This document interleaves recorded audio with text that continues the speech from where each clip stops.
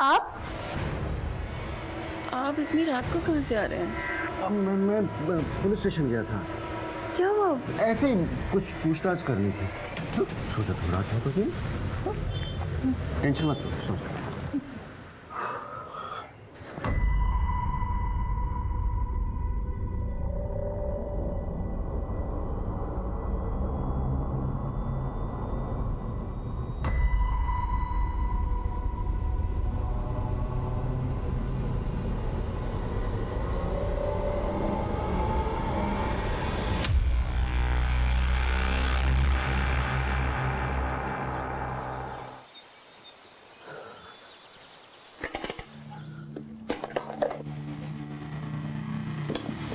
क्या कर रहे हो? कुछ नहीं माँ, बुक जमा कर रहा हूँ। कल थ्योरी का एग्जाम है ना, तो सोचा अभी तैयारी कर लूँ। मैं चलता हूँ, बाय। वो क्या है ना साहब, सेठ जी थोड़ा कड़वा जरूर बोलते थे, लेकिन दिल के बहुत अच्छे थे। अभी कुछ 15 साल से ये मनीष भैया और निधि दीदी यहाँ पर नौकरी करते थे। नौकरी करते थे मतलब? ये रेस्टोरेंट तो उन्हीं का है ना?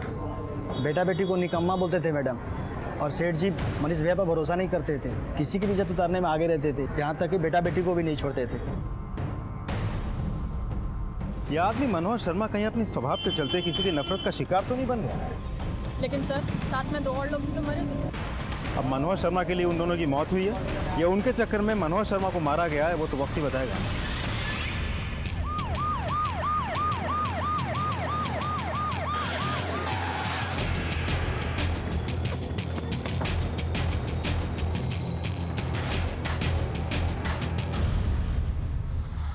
ये देखिए, बहुत ही बेरहमी से गला दबाया गया है। लेकिन सर इतनी बेरहमी से कान क्यों काटे होंगे? हो सकता है कान के जेवर निकालने के लिए। सर ये फोन मिला है, लगता है इस लड़की का है। इस नंबर को CDR में भेजो, सारे डिटेल्स निकालो।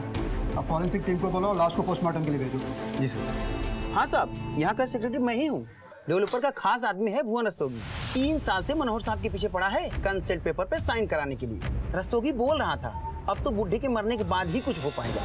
क्या है ना कि करोड़ों अटका। रिंग जा रही है, रस्तोगी फोन नहीं उठा रहा है, लगता है फरार हो गया सर। मुझे तो लगता है सारा खेल फायदे नुकसान का। फायदे और नुकसान का? ऑफ कोर्स, घर पे बाप का कंट्रोल, रेस्टोरेंट पे बाप का कंट्रोल, रीडेवलपमेंट बाप की वजह से रुका। मनोहर की मौत से मनीष, रस्तोगी, तुलसी और ना जाने कितने लोगों को फायदा हो सकता है। तो फिर बहन क्यों मारी गई सर?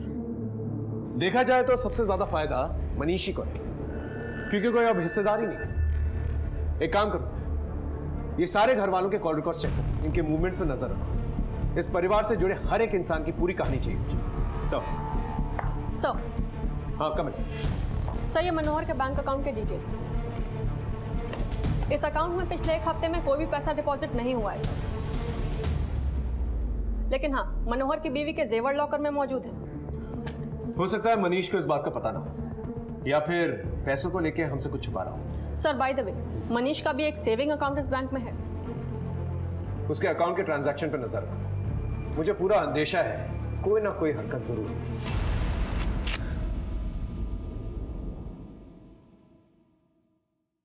भाई अभी 1 लाख रुपए रखो, बाकी देता हूँ बाद में। क्या बोला था तुझको? प्लीज भाई, अभी मैं इतना ही निकाल पाया, मैं खुद करता हूँ कुछ अरेंजमेंट। 2 दिन है तेरे पास, समझा ना? जैसे तीनों मरे ना घर पे तेरे, वैसे तुझे भी। चल निकल निकल निकल। सर 16 अक्टूबर यानी कि मर्डर की रोज, दोपहर को आधा घंटा और शाम में 5 मिनट मनीष और रस्तोगी में बात हुई। मैं कम इन सर? कम इन। सर अभी अभी बैंक से फोन आया था, मनीष ने अपने अकाउंट में 9 लाख रुपए डिपॉजिट कराए, वो भी कैश। जिस बात का मुझे अंदेशा था वही, ये पूरा का पूरा खेल मनीष और डेवलपर का लगा। ये रस्तोगी तो फरार है, इससे पहले मनीष फरार हो जाए उसे उठा के ले और पता लगा ये रस्तोगी है कहाँ। एक घर में 3 लोगों की एक साथ हत्या हो गई। इस घर में मरे हुए लोगों से सबको बैर था, हर कोई रंजिश पाल रहा था, लालच को पनाह दे रहा था। इनके रिश्तों में ही दस्तक थी, कोई भी कभी भी किसी को भी नुकसान पहुंचा सकता था। अरे सर, मेरी रस्तोगी के साथ कोई प्लानिंग, कोई सेटिंग नहीं थी। मैं क्यों मारूंगा अपने पापा को, मम्मी को और बहन को? तो फिर इतने सारे पैसे आए कहां से? 9 लाख रुपए थे ना? नहीं सर, 10 लाख रुपए थे। 1 लाख रुपए कहां गए? मालूम नहीं सर।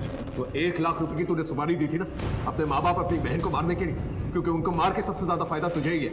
रीडेवलपमेंट, रेस्टोरेंट और घर सब कुछ तेरे नाम पर हो जाएगा, तेरी मनमानी चलेगी, है ना? देखिए सर, आपको जो कहना आप कह सकते हैं, लेकिन मैंने किसी की कोई सुपारी नहीं दी है सर। पाई पाई करके पैसे जोड़े हैं रेस्टोरेंट में काम करके। जोड़े हैं या फिर वहां से तोड़े हैं? देख सच सच बता, वरना हलक से जबान निकालूंगा, समझा? बोल। सर देखिए, रेस्टोरेंट में काम करने के पापा मुझे 30,000 रुपए देते थे। आपको लगता है 30,000 रुपए में घर चल सकता है? तो कभी कभार ऊपर से 1,000-2,000 रुपए मार लेता था। मर्डर के दिन रस्तोगी से बातचीत हुई थी तेरी? बहुत बातचीत होती थी उसके साथ, क्यों? सर उस दिन पापा का रस्तोगी के साथ फिर से झगड़ा हुआ, और उस शाम। अरे मनीष भाई, अपने बाप को कंट्रोल में रखो, एकदम लिमिट से बाहर जा रहे हैं वो। मेरे बस में कुछ है क्या? जानता हूँ, ऐसे ही माँ बाप के बारे में बच्चे बोलते हैं कि जल्दी निकल जाए तो अच्छा है। आप मनीष भाई मेरी बात सुनो ना, आप दस्तखत करवा दो, मैं सामने वाले से ना आपको कुछ पैसे दिलवा दूंगा। कितने? डेवलपर दरिया दिल आदमी है, उसको बोलकर ना 10 लाख रुपया दिलवा दूंगा। 2 लाख पेशगी, बाकी 8 लाख काम होने के बाद। देखो, मेरा बाप दस्तखत तो नहीं करेगा, कोई दूसरा रास्ता है तो बताओ। एक रास्ता है, लेकिन वो रास्ता डेंजर है। समझो आपके ही साइन से काम चल जाएगा। क्या जुगाड़? मालूम नहीं सर।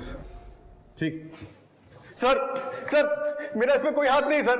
आप मुझे इस तरह यहाँ पर क्यों बांध कर रखे हुए? हमें भी नहीं मालूम। Sir please sir.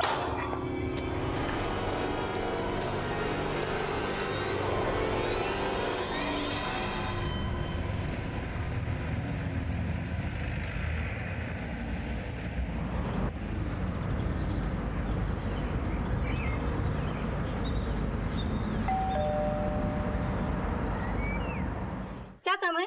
मैडम आपका पार्सल। नहीं, हमें कोई पार्सल नहीं चाहिए। जिसे पार्सल चाहिए वो अंदर है।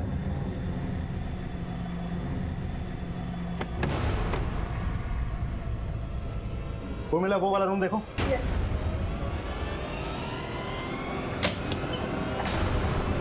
हो गया, चले। ये क्या बोल रहे सर, मैं छुपा थोड़ी ना था, वो तो मेरा ही घर था। और सर ऐसे 4 घर है मेरी दिल्ली में। मनोहर शर्मा को, उसकी बेटी को, उसकी बीवी को तूने मारा था या फिर सुपारी दी थी? ना तो मैंने किसी को मारा है, ना तो मैंने सुपारी दी है। देख, 3 दिन की रिमांड ले रखी है, सच सच बोल दे, वरना और भी तरीके आते हैं हमें। सर वो मनोहर 3 साल से साइन नहीं कर रहा था सर, रीडेवलपमेंट पेपर पे। वो सब हम जानते हैं। उसके बेटे के साथ क्या प्लानिंग कर रहा था तू? वो भी कानूनी रास्ता था, अपने बाप को पागल डिक्लेयर करना चाह रहा था। और सर वो मनोहर पागल ही था सर। देख, तू अब हमें पागल बना रहा है, समझा?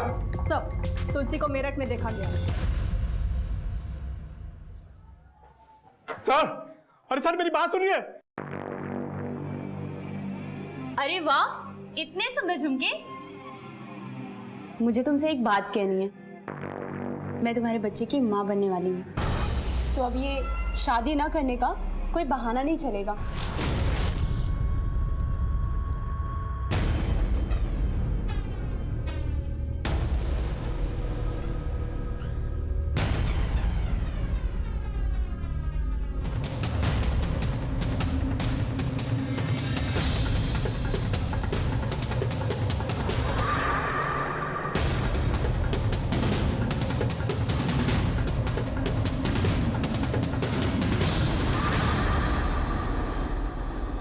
साहब हम डर गए थे साहब, उस घर के लोग सब एक दूसरे के पीछे ही पड़े रहते थे, हम पे भी शक कर रहे थे साहब। हमारा तो झगड़ा भी हुआ था मनोहर साहब से, इसीलिए भागे थे साहब हम।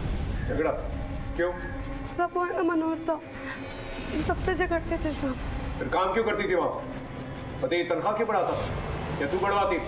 क्या चक्कर था? मैंने पूछा चक्कर क्या है? बोलेगी या इनसे बुलवाओ? बोल। सब कुछ चक्कर नहीं था हमारा, उस घर में हमारी इज्जत लुटी गई थी।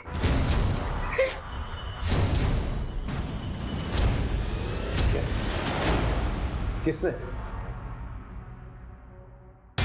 मैं अंकित के पास जा रहा हूँ, आता हूँ। तुलसी, मैं जरा मार्केट जा रही हूँ, कमरे की सफाई करके पापा जी के घर निकल जाना, ठीक है?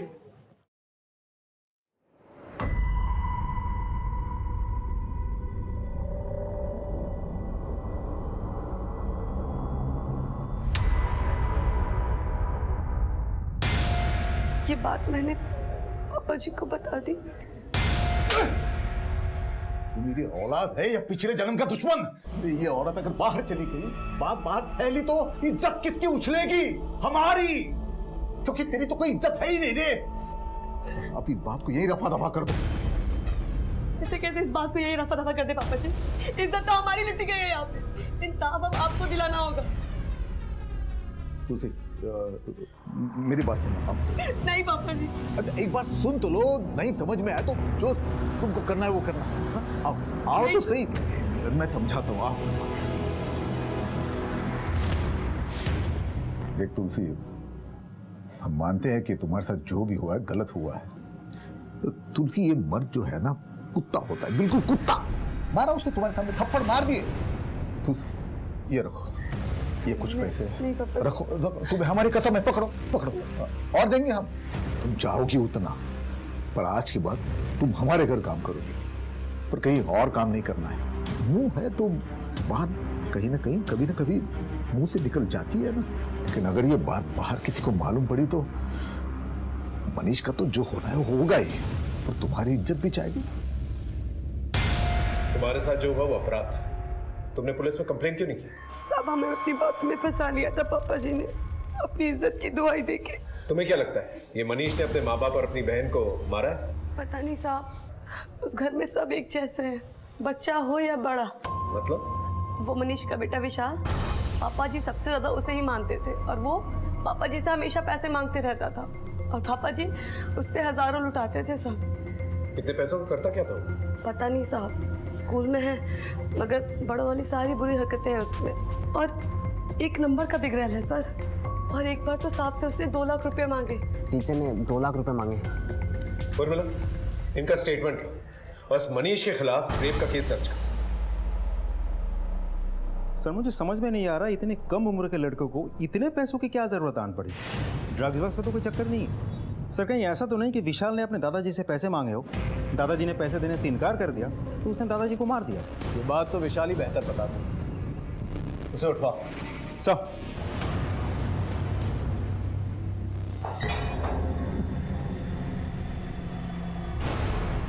एक और केस बन रहा है तेरे खिलाफ। तुलसी ने बयान दे दिया, रेप किया था ना उसका तुमने?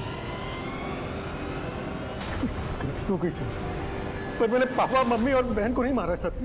मुझे माफ कर दो सर, गलती हो गई, बहुत बड़ी गलती हो गई sir. Sir please. Sir call आया था, विशाल घर, स्कूल, ट्यूशन वगैरह ऐसी किसी जगह पर भी नहीं है। उसका फोन भी स्विच ऑफ आ रहा है। विशाल ने क्या किया? विशाल ने अपने दादा से 2 लाख रुपए मांगे। पता है क्यों? सर ये तो पता है कि पापा ने उसे पैसे देकर बिगाड़ दिया था, लेकिन 2 लाख रुपए क्यों मांगे थे मालूम नहीं। ऐसा करो, विशाल का फोन सर्वेलेंस पे डाल और दिल्ली से निकलने वाले सारे एग्जिट पॉइंट्स को अलर्ट करो, और विशाल के फोटो सर्टिफिकेट लेकर।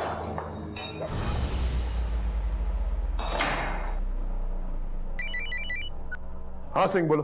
सर अपना खबरी चंदू बता रहा है कि निधि और शुभम के बीच कुछ तो चल रहा था, दोनों को कई बार एक साथ देखा गया है। इस शुभम से पूछताछ करो, पता करो मामला क्या है। ऐसा कोई मामला नहीं था साहब। दरअसल निधि दीदी अपने पिता और भाई के स्वभाव से परेशान रहती थी, इसलिए वो हमसे बात करके अपना दिल हल्का करती थी।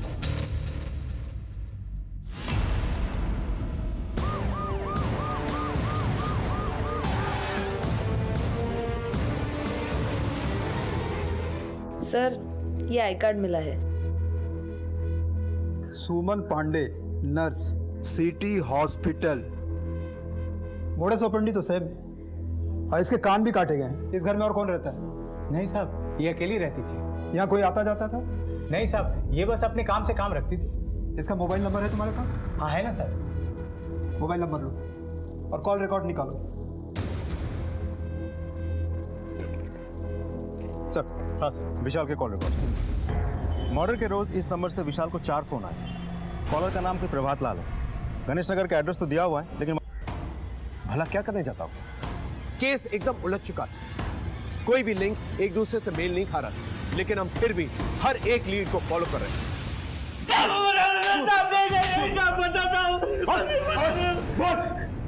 साहब, वो मैं विशाल को लड़कियां सप्लाई करता था साहब। लड़कियां? कब से? साल भर से। यहाँ दिल्ली में? नहीं साहब, विशाल हफ्ते के हफ्ते मेरठ ही आता था साहब। शुरू में बराबर पैसा देता था, बाद में उधारी पे आ गया साहब। 2 लाख रुपया बकाया था, इसीलिए 16 तारीख को मैंने उसको फोन किया था। लड़कियां पैसा मांग रही थी साहब।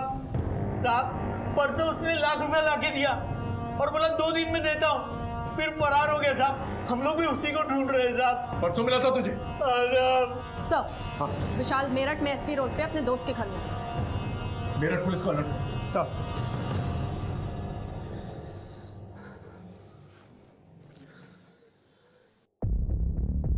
अरे विशाल, अरे इतना टेंशन में क्यों यार? हर बार आता है मस्त रहता है, इस बार क्या हुआ तुझे?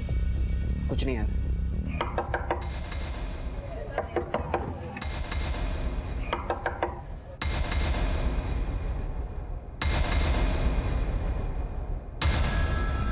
क्या हुआ सर?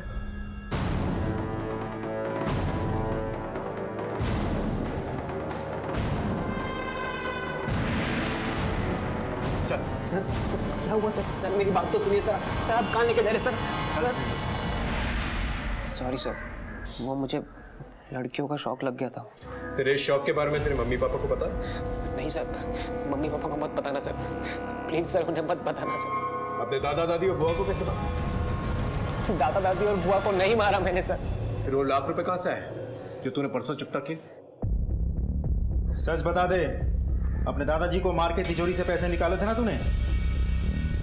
नहीं सर, मैंने अपने दादू को नहीं मारा सर। वो पैसे मैंने अपने पापा की सेविंग से चुराए।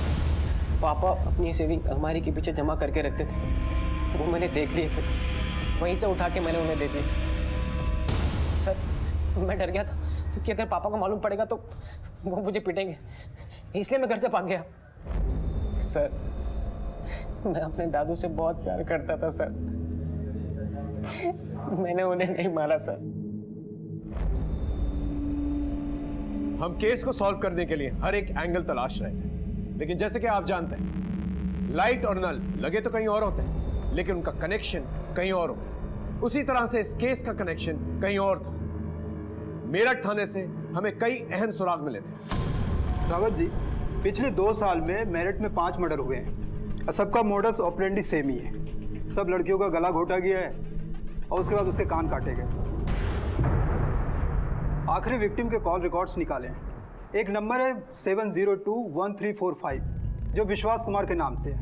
उसका मोबाइल स्विच ऑफ बता रहा है, लेकिन स्विच ऑफ करने से पहले उसने तुलसी मिश्रा को फ़ोन किया था। तुलसी मिश्रा? जी, इसका एड्रेस दिल्ली है।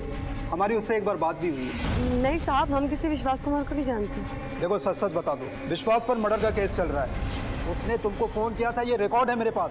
नहीं साहब, आपको कोई गलतफहमी हुई है, हम नहीं जानते किसी विश्वास कुमार को। ठीक है, अगर वो दोबारा तुमको फ़ोन करता है तो मुझे बताना। मेरा नंबर सेव करो। जी साहब, जी साहब। उसका नंबर सर्वेलेंस पे भी डाला है, लेकिन अभी तक कोई लीड नहीं मिली है। ये तुलसी मिश्रा घरों में काम करती है। ये केस के सिलसिले में हमारे यहाँ लाई गई। इस विश्वास कुमार की क्या हिस्ट्री है? पता नहीं सर। तुलसी का फोन स्विच ऑफ आ गया।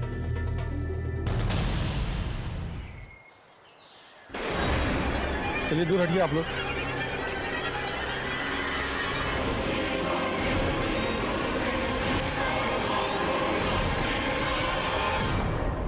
सर, हाँ। मुरादनगर में एक औरत की लाश मिली है, हाथ पे टैटू है, तुलसी मिश्रा। विशाल ही विश्वास कुमार तो नहीं है? वो भी तो मेरठ जाता था। ये विश्वास कुमार तुलसी के टच में था और अब तुलसी मर गई है। इस तुलसी के कॉल रिकॉर्ड दोबारा से चेक करो। वहाँ के मर्डर्स और यहाँ के मर्डर्स में कॉमन लिंक तुलसी है। इसी के जरिए हमें पता चल सकता है कि मनोहर उसकी बीवी और उसकी बेटी को किसने मारा। मनोहर उसकी फैमिली से जुड़े सभी लोगों के कॉल रिकॉर्ड दोबारा से चेक करें, शायद कुछ मिल जाए। अब मामला कुछ साफ होने लगा था। मेरी टीम ने दिन रात एक कर दिए थे। हर एक डिटेल को बारीकी से परखा था और अब हमारे हाथ कुछ अहम सुराग लग गए। मैं coming sir. Coming sir. Tulsi Mishra के कॉल रिकॉर्ड। तुलसी से फ्रीक्वेंटली बात सिर्फ निधि, त्रिका, इसकी होती थी और सर यही हर हफ्ते मेरठ भी जाता था। देर आए दुरुस्त है।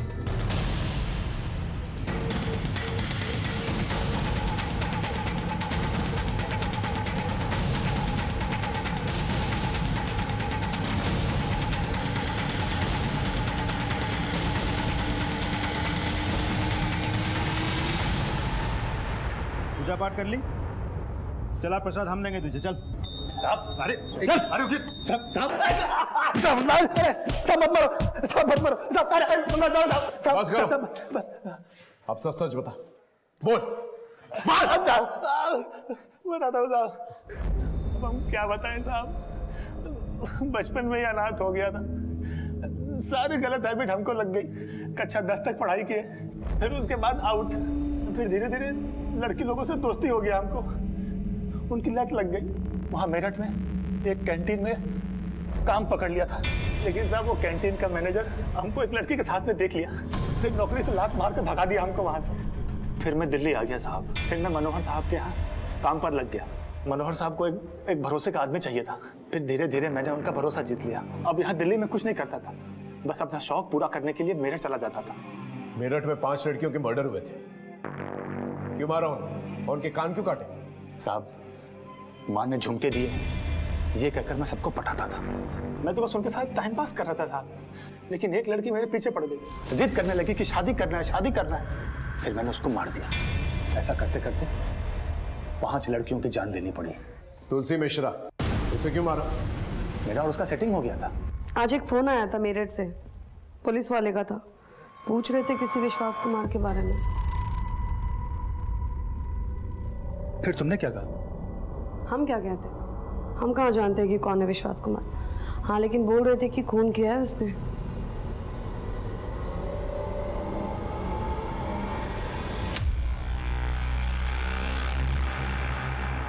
वो लोग जिस नंबर की बात कर रहे हैं वो नंबर तुम्हारा है ना? मुझे लगा ये कभी न कभी पुलिस के सामने अपना मुंह खोल देगी, लेकिन दिल्ली से खाली हाथ जाता तो कहाँ जाता। हम लोग कहीं बाहर गांव जाएंगे, शादी करेंगे, उधर मस्ती से रहेंगे। लेकिन शादी घर गृहस्थी बसाने के लिए पैसे लगते हैं। तभी तो कह रहा हूँ, इस बार कुछ बड़ा हाथ मारना है। देख तुझे क्या करना है,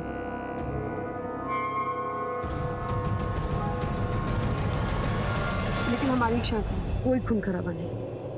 प्रॉमिस। ये ले उस घर की डुप्लीकेट चाबी, लेकिन जो हमने कहा था याद है ना? हाँ टेंशन मत ले।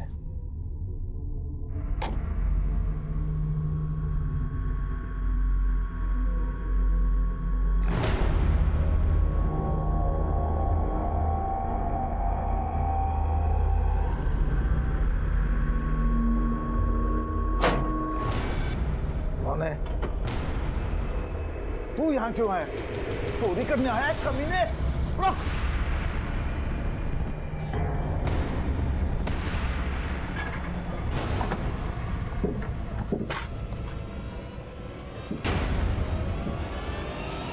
कैसे?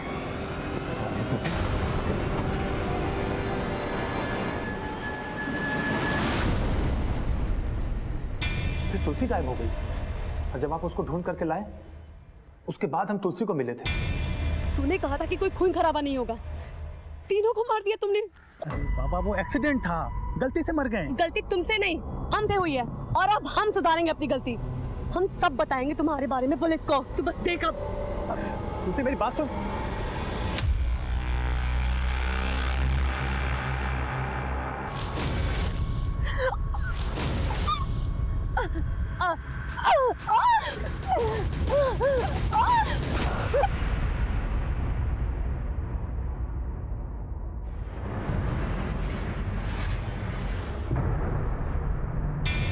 हम क्या करते साहब, कोई ऑप्शन नहीं बचा था।